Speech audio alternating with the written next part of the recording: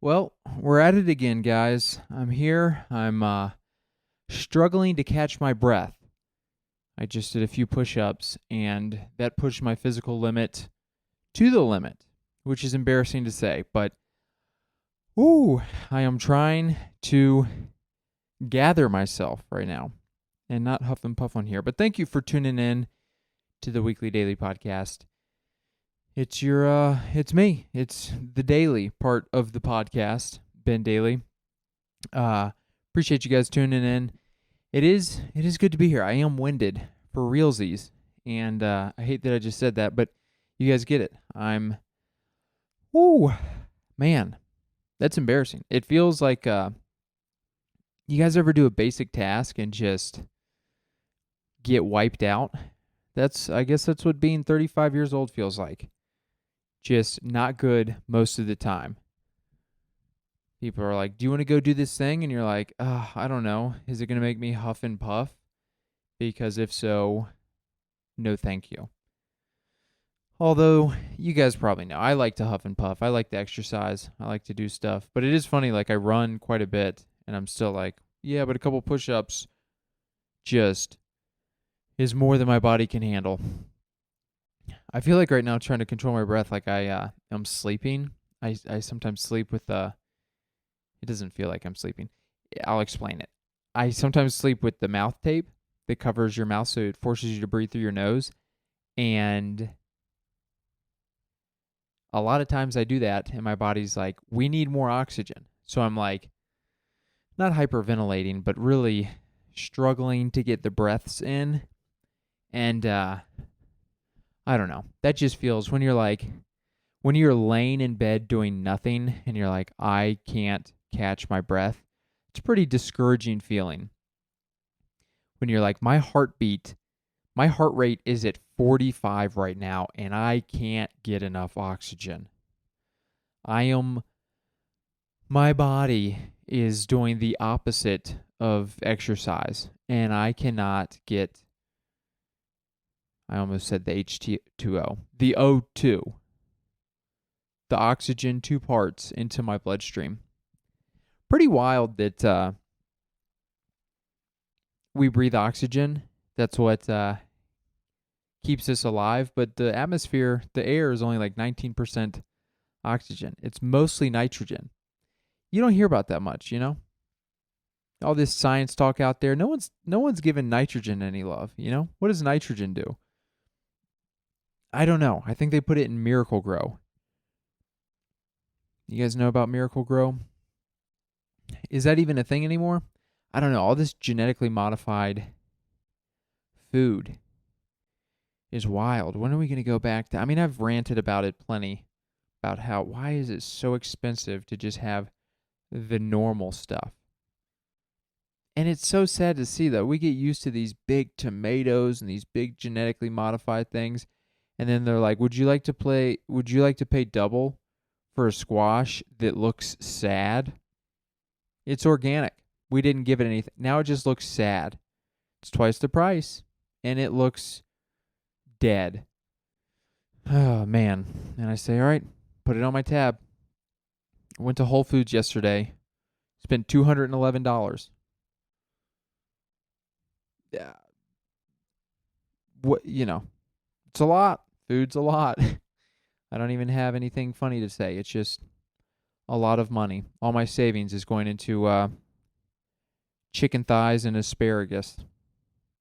But yeah, all right. I feel like I'm almost getting my breathing under control. I have to Wim Hof. I'm going to lose all my listeners just doing Wim Hof, just huffing into this microphone. But it is good to be here, guys. It's April. The weather's great right now. We just had the Masters weekend. Did you guys watch the Masters? I won't talk too much about it because you guys probably aren't huge golf fans, but the Masters was this weekend, which is one of the majors in golf, one of the 4 majors. Tiger Woods returned for the first time in a while. He made the cut, which was a big deal. I watched him play basically every shot throughout the weekend, and it was enjoyable. Now, he made the cut, and then he got dead last.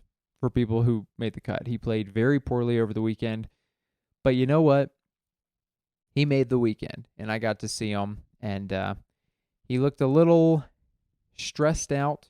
His body looked a little worn and beaten because it is. He's 48 years old and made mostly of metal at this point. But what can you do? It was fun to watch. Scotty Scheffler won again, second time in 3 years, I think. He has a kid on the way. Here's an exciting thing that would have been interesting if it had happened, but his wife is pregnant. She's due very soon. He was leading after 3 rounds, ultimately ended up winning it, like I said.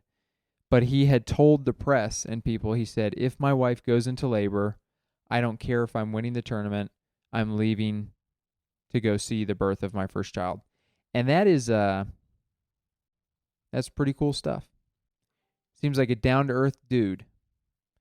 And I just noticed, hopefully this doesn't affect the recording here, but just realized that my work computer, the sound is on. So if you hear some ba-dumps, my bad. But, and you're probably going to hear some. You hear one ba-dump, that's probably somebody asking questions. And then you go, gosh, there's going to be 17 pings back to back to back. But the Masters was fun weekend watching that. It was a busy week, man. It was good. I went to some open mics, did some shows, worked on some new jokes, went and saw a movie. It was good stuff. I've told you guys in past episodes, working through some new jokes and making steady progress finally. It's nothing incredible. This joke about leaving the movie theater that I've talked about ad nauseum, it's nothing, it's not an incredible joke, and it's taken a month roughly to get it to where it's at right now, and it's still not totally finished. But making any sort of progress, that's the kind of rut I was in. Is like I've made some progress, so that's good to know. You know what? I'm gonna hop up real quick. Now I'm just thinking about the computer here. I'm gonna go mute it. So forgive me. There's gonna be a gap for about 20 seconds starting now. Ready, set, go.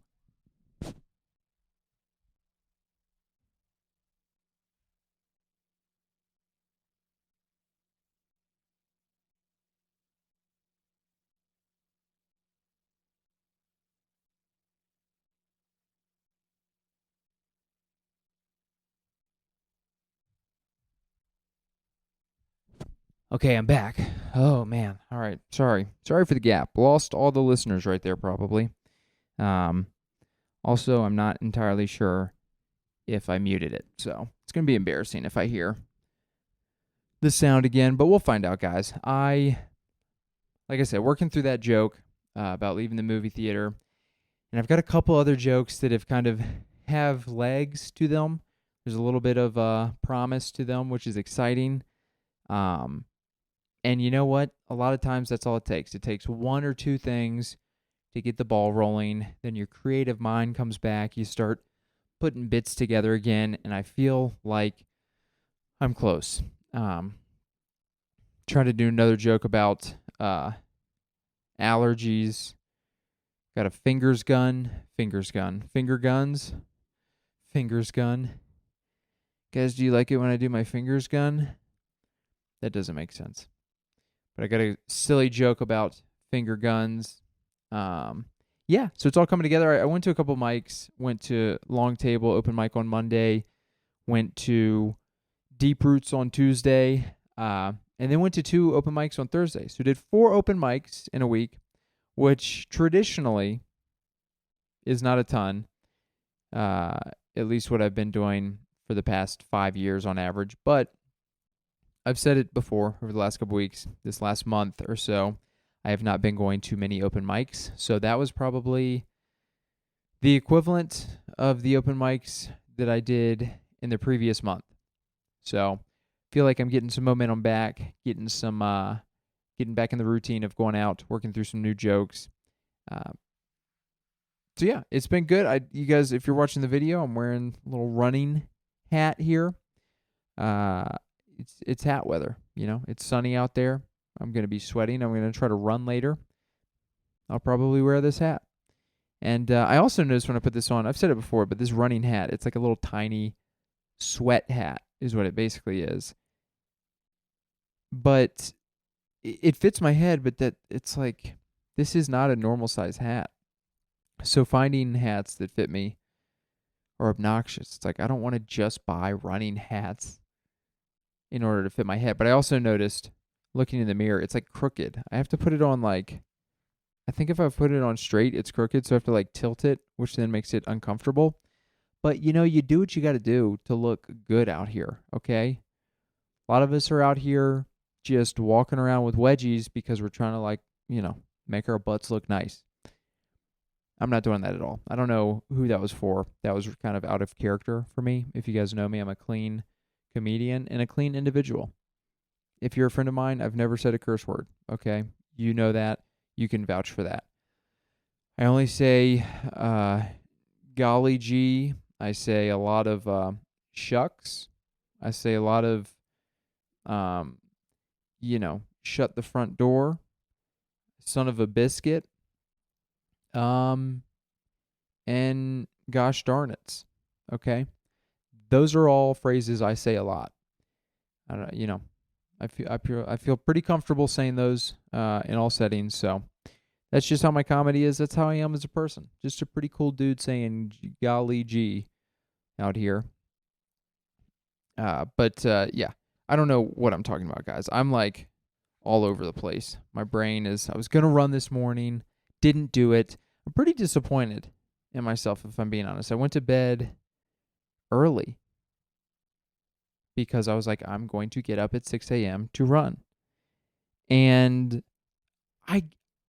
this is what's the most frustrating, because I woke up at 4:30, looked at my phone to check what time it was, and my brain had some sort of activity and thought process which came up with an excuse which I thought was valid. I was like, yes, that makes sense.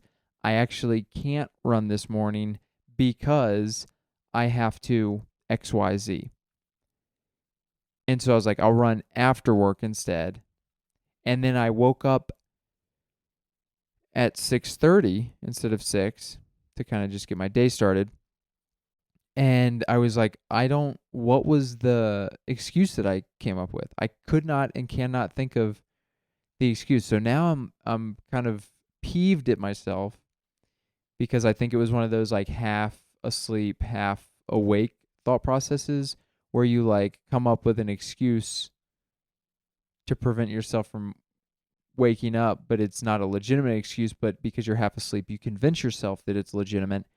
And so now I'm upset at myself. I should have gotten the run done. It's nice weather. I'm going to get in the habit of it. I will. Hold me to that, podcast listeners. Leave mean comments about how I need to get up and do the things that I tell myself that I'm going to do.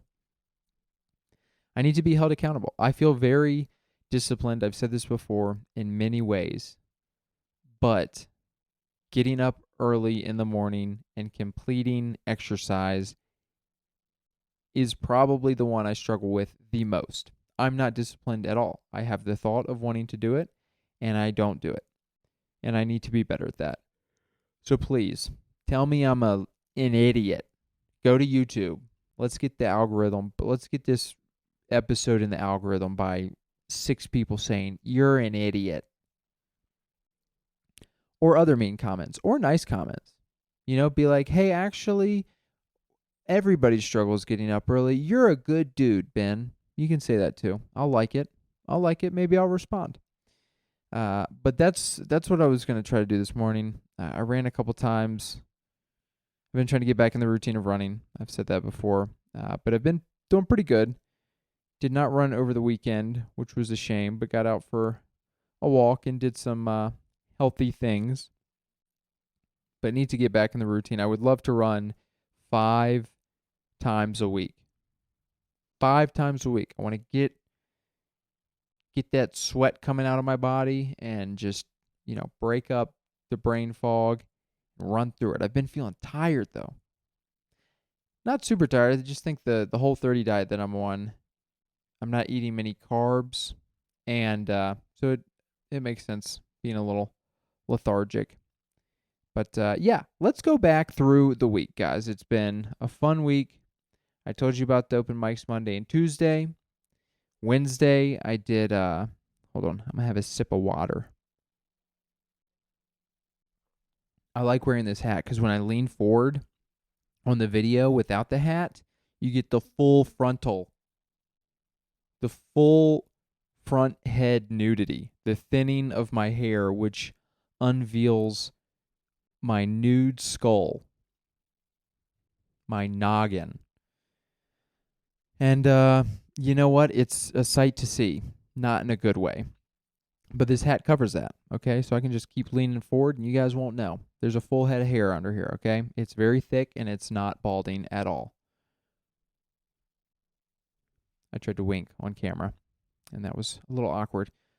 Speaking of awkward, before I get into my Wednesday, I have noticed, I used to be, historically, I've been very awkward, one of the most awkward, with greetings and hellos and high fives and fist bumps.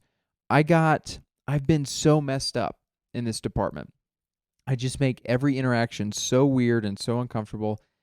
Like, not on purpose, obviously. I just whatever the other person does, I'm going in with the opposite energy, and it just makes it very weird. And I think it stemmed from, I was never good at it, but it got way worse when I moved to Central America. I lived in Nicaragua for a year, and there, literally, it wasn't every time you walk up to somebody, there's this multiple choice, hey, there's 4 options that might happen. You might handshake, you might dap, you might high five, you might, you got all these options. Okay, in Nicaragua, literally 100% of the time, it was you do a side five, just a straight side high, it's not a high five, just a side five, and then a dap, okay? Fist bump. So side five, fist bump, 100% of the time. I got used to doing that. I did that for a year. I liked it. You knew what was happening. I could handle that. Then I moved back to America shortly after that. So I have that embedded in my brain, the side five and the dap, okay? So I'm being a little weird when I get back with kind of trying to do that, and other people aren't trying to do that. But then we have COVID, and, the whole personal space thing changes, and everybody's trying to stay away from each other. And then as things start coming back, the fist bump became very popular because people weren't trying to go full fist, full handshake. I'm really struggling to describe the things that I'm trying to describe. But people didn't want to do the handshake. They would just do the little fist bump, which I got very used to. That's very simple, very easy. I like doing that. Fast forward a couple years as we're coming out of that, and we're out of that, people are doing all sorts of stuff again, okay? And I was just trying to stick to the fist bump. But then people would go in for the handshake, they go in for the dap, this and that. It's terrible. It was bad. But in the last few months, guys, the last few months I learned how to dap. I didn't know how to dap. I was so scared to dap people up. And if you're not familiar with a dap, I don't know if it's dap. I don't even know what to call it. I'm really losing credibility here. But I'm pretty sure it's a dap. It's where you do the cool interlocking 5, and then a half hug, and then you kind of I don't even know how to describe it. You do the high 5, and then you lock your fingers to their fingers, and then pull away. Does that make sense? I don't know. But I'll do it. If you're watching the video, watch the video. If not, so you can see what I'm saying. You do the dap, which I've gotten really good at. You hit that pop, you get a nice tight, karate dap, and then you interlock. And then some say you I've never flicked. That would take away all the coolness if you do a little snap. I don't know why I just did that. I felt the spirit in me for the snap. But you do the dap, the little interlock, and I've gotten decent at it. I'm not even gonna say good. I was just so bad at it before. I would go in for the handshake. They go in for the dap. I look like a fool. But I feel like I've been nailing it the last couple months, and I'm looking forward to future dabs, whatever they're called. Uh, and yeah, guys, if you see me, dap me up. Let's dap it up. Let's make a nice connection via dap. All right, that was too much dab talk. Dab. I don't know. It's funny when you go on a rant about something that you're like, I'm getting good at this. And then I was also at the same time like, I'm not even sure what you call this. Is it a dap with a P or a dab with a B? I don't know. Look it up. I will look it up after this. But all that said, I've been getting good at that. I don't know how I got on that side tangent. But back to Wednesday of this week, guys. I went out, didn't do comedy, went and saw a movie. With the GF, which stands for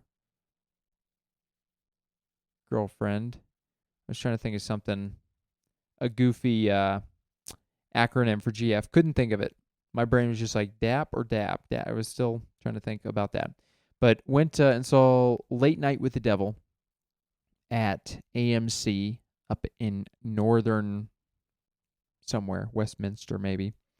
Pretty good movie. It's funny because I've been going to a lot more movies recently, and granted, they're on Wednesday usually is when we'll do like a little movie date.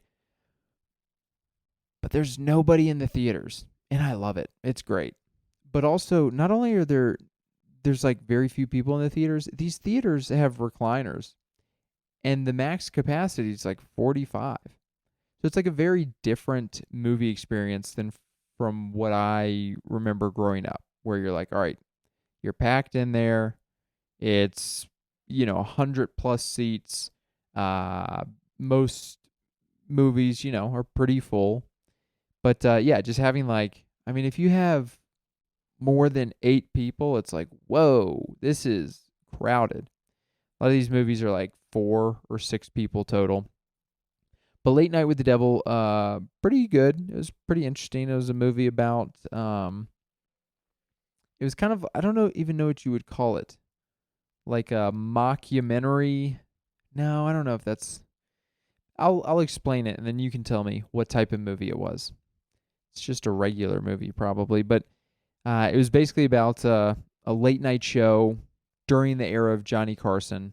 And this late night show was like rivaling Johnny Carson and losing constantly. And in an attempt to gain viewers, they had this big special Halloween episode where they brought on paranormal type guests that involved like communicating with the devil.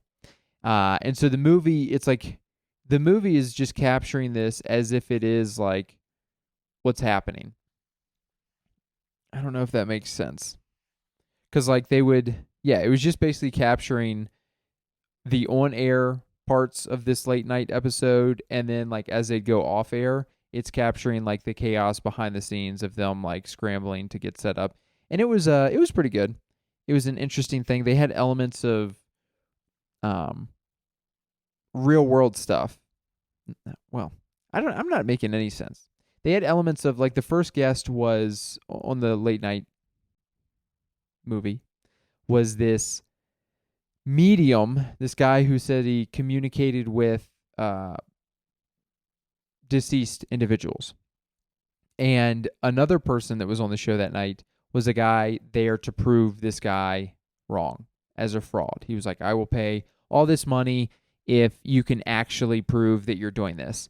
And that was actually something that happened on Late Night with Johnny Carson, maybe, where they had some guy who came on and he claimed he could bend spoons and move pages out of a book with his mind.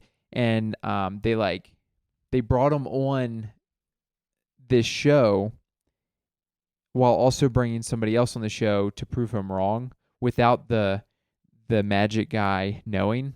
So he looked kind of foolish, and that's how that was similar to this. And then there was also an element where they like basically had the same background as the Waco, Texas cult. I can't remember David Gersh. Is that his name? I can't remember the name of the cult. Some sort of religious cult, but they basically had the same version of that. None of this matters. If you've seen it, you know what I'm talking about. If you haven't seen it, then the words that I'm using to describe things are not making any sense. Sometimes my communication is so poor, and my ability to use the words that are needed to communicate a thought or idea are so bad that I feel like I'm a step up from a caveman. You know, like a step above when language was just created. You know, where you're like, hey, we're like just learning how to communicate with each other using like words that have meaning, but like I haven't done it for long enough to like be fluent in all situations. So like we're communicating some, but sometimes I can't do it because my little pea-sized brain doesn't have the words for it. But that's not what it is. Obviously, this is 2024. This is not, 50,000 BC. But what can you do? You're born with one brain and you got to live life with it. And this is what I got. I just got one that works sometimes, doesn't work other times. What can you do? Well, Wednesday was fun. The movie was good. Snuck in a bunch of beef sticks and fruit snacks, a bunch of Whole30 approved things, which was good. Ruined my stomach, though. Last week, I think I said it, my stomach was ruined. And there's still little remnants of it being like kind of goofy. But, oh man, I gotta get that sorted out. I've been really just walking around with a bubble gut. And I'm not a big fan of bubble guts. Not a big fan of passing gas in public, not on purpose, but because your body is like, this is happening. And then you're just in public like, was that a passed gas? That's not the correct way to say that. What I'm trying to say is sometimes I was like, I don't know if I passed gas or if I passed liquid, if you know what I mean. All right. That was way too much information. And this is a clean podcast, and I apologize for that visual, okay? But you guys get what I'm saying, I assume. Okay? I'm trying to get back. And it feels good for your body to feel good. You guys ever notice that? If you're just like doing things right and you're like, yeah, no complaints. I woke up. I had energy. I ate. My body felt normal. I exercised. I continued to have energy. My brain and thoughts and mentals were happy. That feels good. Why is that so hard to have consistently? I don't know. I bet cavemen, going back to cavemen, maybe they didn't talk real good, but I bet they felt pretty good. Okay? I bet they went out there and chased buffalo and they were like, I feel good, man. I'm going to catch this buffalo because I feel good, man. I can run. I got energy. I'm gonna run 50 miles per hour and punch this buffalo in the face and then choke him out, and I'm gonna have him for dinner. And then I'm gonna have him for the next 6 months. Is probably how they felt. That would be an adrenaline rush. Being back then, where you're like, I have to, like, you don't have you either catch food or you die. And all this food that you're like catching, or a lot of it, not all of it, but like a buffalo or the bigger game, that's dangerous, dude. I bet that heart rate gets up. And not only gets up chasing it, but once you get it, dude, that's got to be like the happiest thing ever. If I caught a buffalo, if I threw a stick that I sharpened at the end and hit a buffalo, I mean, I'd be like, dude, I just hit the lottery. But they had to do that, every 12 days if they wanted to survive. But enough caveman talk. I told you guys earlier I went to 2 mics on Thursday. Let me know in the comments. I am just bouncing around and I feel like that's probably obnoxious to listen to. Let me know in the comments. Just this week in the comments, YouTube comments, only hateful comments. Tell me how stupid my hat looks. Tell me whatever I was saying earlier. Are the rapid changes in topics obnoxious? Let me know. Just say, you stink, Ben. Okay? But Thursday, changing of subjects, Thursday I went to a couple open mics in Boulder and Louisville. I've been doing that the last couple weeks. They've got 2 mics out there, so it's nice to go see the folks in the scene there to the west, and that's always fun seeing them. There's the mics are fun. I went to Vision Quest on Thursday, which is in Boulder, and then the Louisville Underground, which is in Louisville, back to back. Got 2 mics in. Working through this new stuff, and it's feeling good. It's taken, I'm not going to as many open mics, so it's taking longer to like build material out and have it memorized and just do all the things that if you're going out every night don't take as long. But it's good seeing progress. Felt good about it at Vision Quest. And then Louisville Underground, there were like 8 comics there and 0 audience members. And got 0 laughs. That was good. But it was an open mic. I mean, it was fine. It's funny because it's a very, it's basically like a club in the basement. It's like a very formal space. It looks very cool.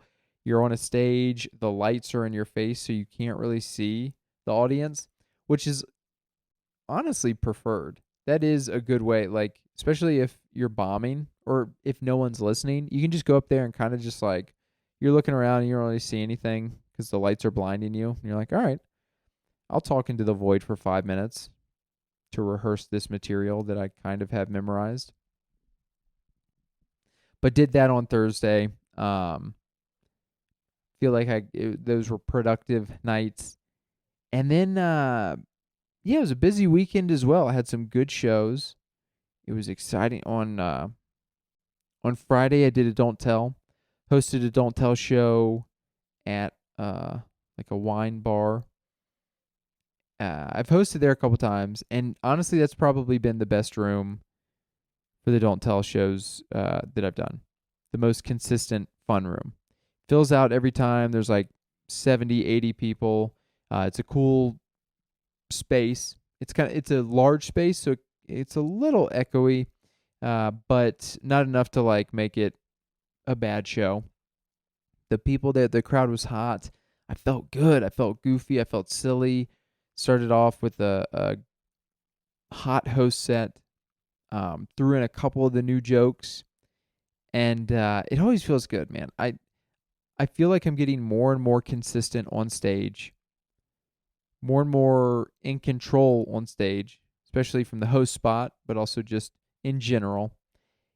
And that feels good, man. I mean, I will say the crowd there was on board, which makes it easier, obviously. If they're on the same page and they're supportive, then it's a lot easier to do new material and to feel comfortable swinging and missing and things like that. But just in general, I do feel a lot more comfortable, and I feel like I'm trending in the right direction to really just feeling a lot more comfortable and in control and just professional in general. That sounds maybe a little corny, but the more you do it, the more jokes you put together, the more reps you put in there. And I think hosting is a huge part.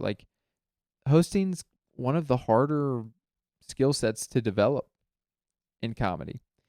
And kind of getting a lot better at that and being oh, I have a skill set now. I'm starting the show, I'm getting the energy up.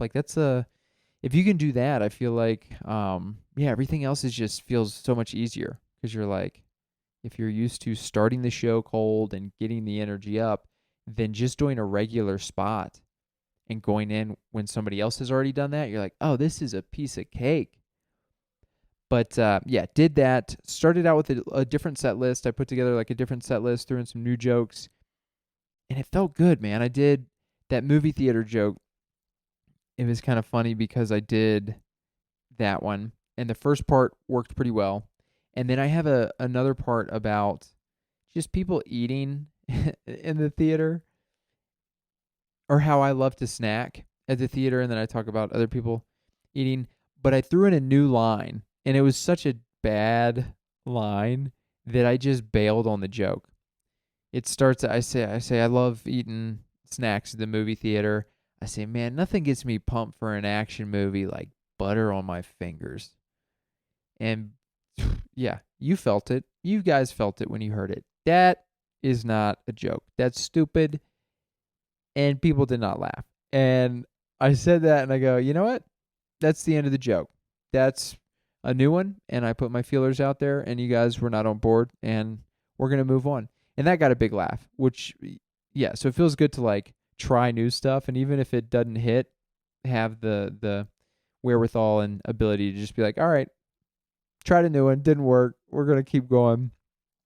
But that was kind of funny. That show was very good. Had a couple Denver comics, a couple out of town comics. The whole show across the board was great. I felt really good about my host set. I felt really good and comfortable bringing other people up and ending the show. Just very smooth show in general. And then the next show on Saturday, which was I was hosting again a rotating type show. The same thing, man. It feels good to go back to back, like have a couple shows in a row where you just feel like nailing. I feel like you nailed a host set. That is, I do. The more I've hosted, the more I've started to kind of take pride in just being as good of a host as possible, which isn't necessarily like me having a great set. It's more so like, hey, I came and I set up and I checked people in and I made people feel comfortable and I started with the host set to make people feel comfortable and bring the energy up and establish the rules. And then in between comics, I kept it going. If somebody bombed, kind of trying to get the energy back up or just bringing people up if they have something that they want to be brought up to, like bringing it up and not stammering through it. The tip pitch in there for some shows, like doing a fluent, whatever the word is, tip pitch, which doesn't make people feel uncomfortable, but I also don't stutter through, and then the announcements, and then give it up for the bar staff, and the end of the show. Follow us on Instagram. Thanks so much for coming out. Keep it going for yourselves. All the things that you're supposed to say. Yeah, it felt good. Both those nights.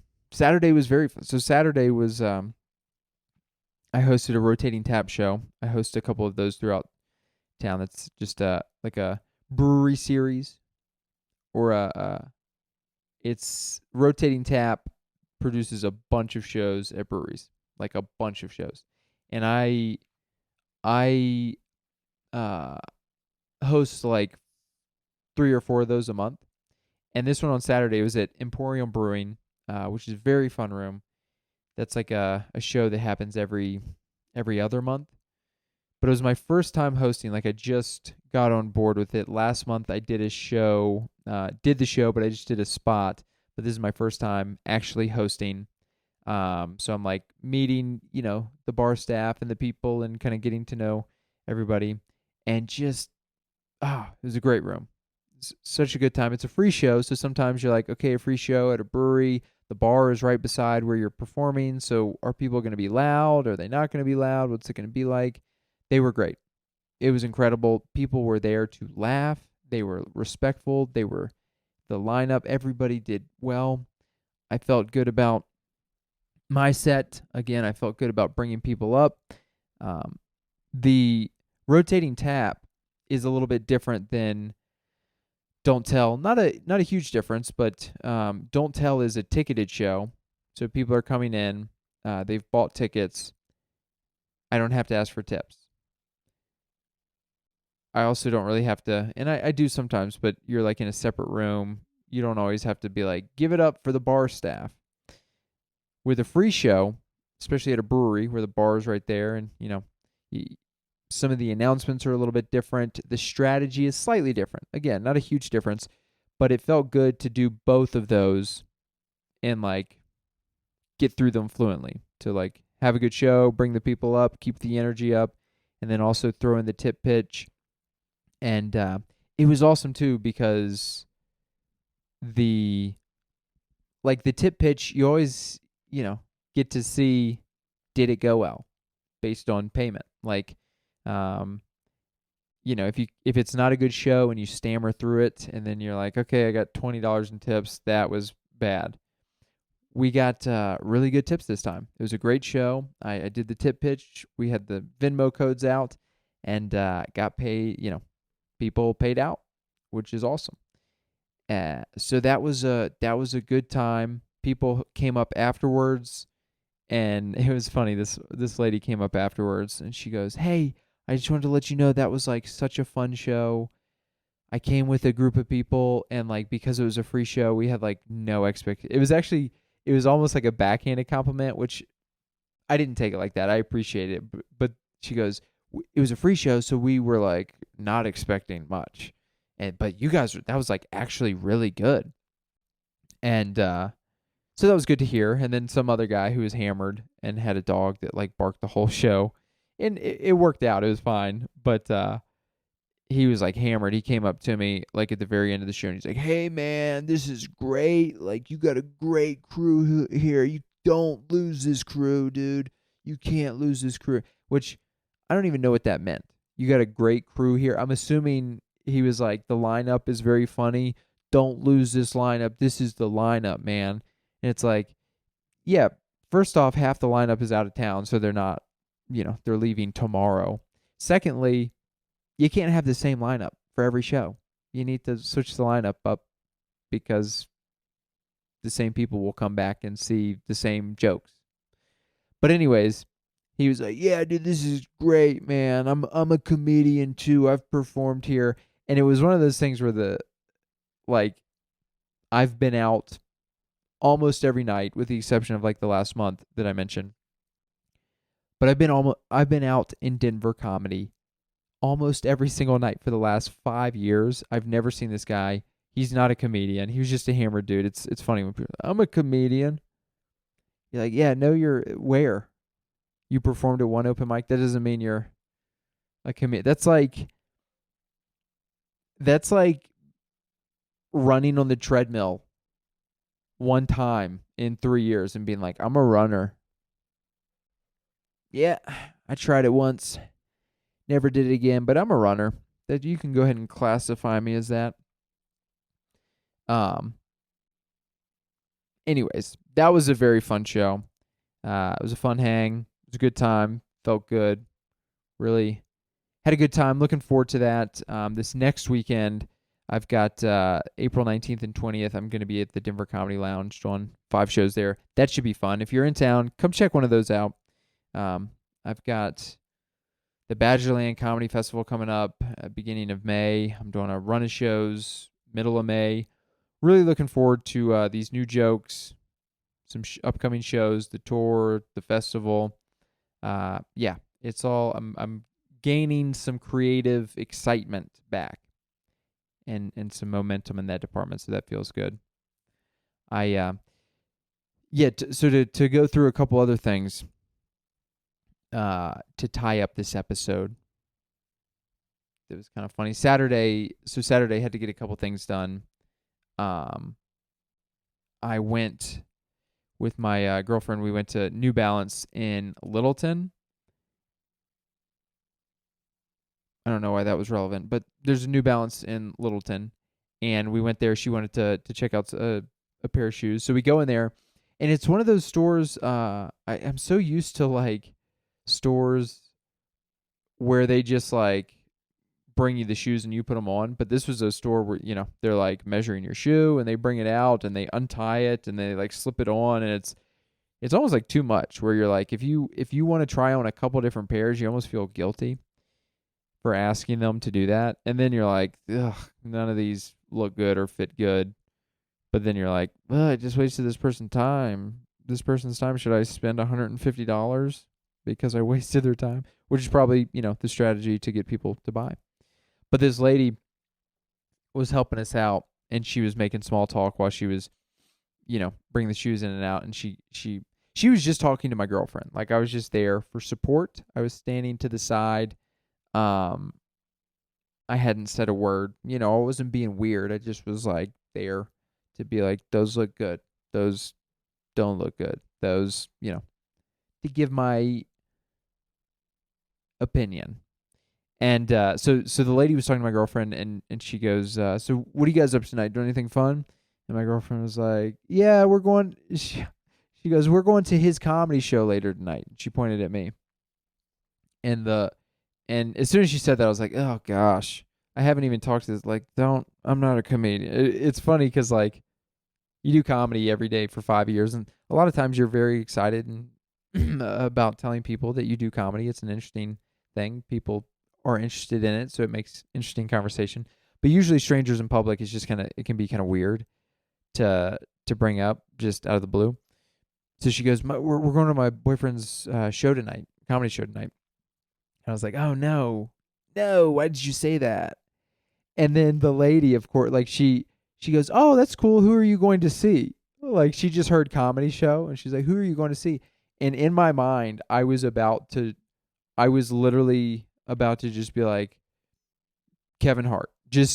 I was going to just say a comedian and just deflect and go, here you go. You don't need any more information.